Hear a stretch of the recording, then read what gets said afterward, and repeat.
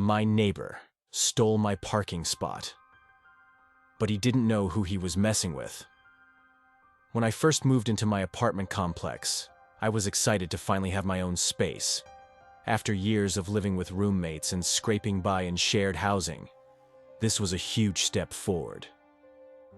The building was modern, well-maintained, and came with a secure underground parking garage, a luxury where I live. Best of all, I had my own designated parking spot, number 27, right next to the elevator. I was proud of that spot. It felt like a little badge of success. But within the first 2 weeks, that little symbol of success became a source of daily frustration. The first time it happened, I came home late from work, past midnight. After a brutal double shift at the hospital, my feet were aching, my eyes were heavy, and I just wanted to get home, microwave some leftovers, and pass out. But when I pulled into the garage, there it was. A white Lexus sitting in my spot. I thought, maybe someone parked in the wrong place by mistake. So I circled around and parked far in the back. I left a polite note on the windshield. "Hi, this is a reserved spot, 27. Please don't park here again. Thank you." The next morning, the car was gone. No big deal. But it happened again. And again. And again. Each time I left a note. Each time I hoped it would be the last. Eventually, I figured out who it was. My neighbor from apartment 205. Jake. Jake was that kind of guy who always seemed to be hosting someone. His friends came and went constantly, and they apparently thought my parking spot was a free-for-all. I confronted Jake one afternoon, trying to keep things civil. "Hey man," I started. "I think your guests have been using my spot. I've left a few notes, but it keeps happening." Jake smiled. That overly confident smile that made you want to slap it off his face. "Oh yeah, sorry about that. My buddy probably didn't realize. We'll make sure it doesn't happen again." But of course, it did. It became almost a joke.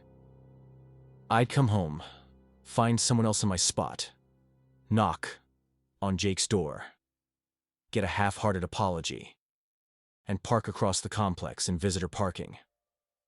One night, it was raining so hard I had to sprint from the far corner of the lot to my building, soaked to the bone, groceries falling out of the bag, shoes squishing with every step. That was the night I snapped. I reread my lease agreement.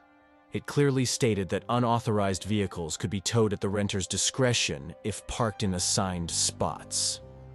I had the legal right. I just needed the will. So I made a plan.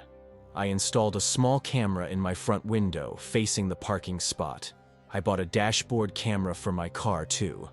Then I started collecting evidence.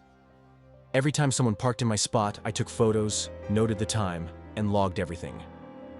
After 2 weeks, I had a full folder of repeat offenses. The next Friday night, I saw it again. A red BMW. Not Jake's, but clearly another guest. This time, I called the towing company directly. When they arrived, I stood by, watching like a hawk.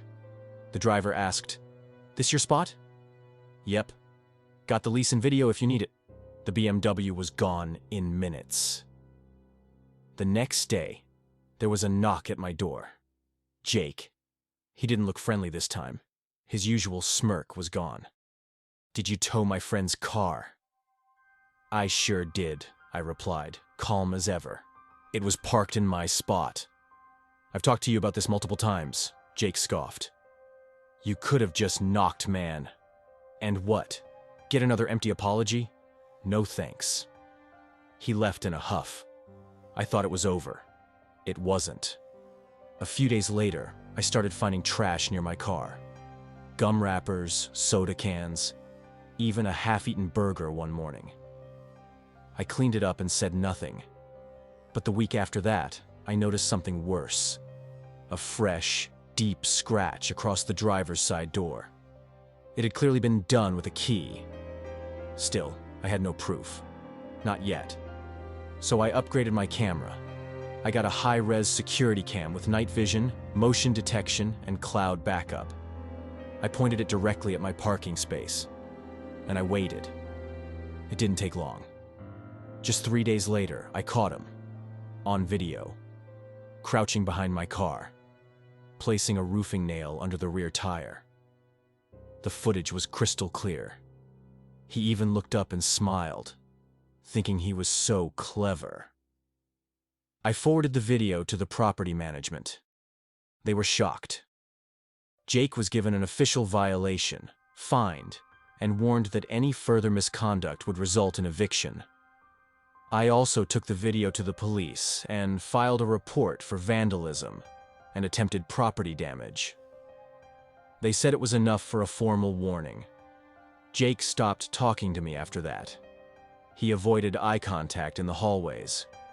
His guests disappeared.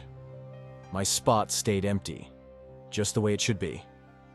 And every time I parked there, I smilled, because sometimes the sweetest revenge is just getting what you rightfully deserve, and watching the jerk who tried to take it from you get burned by his own arrogance.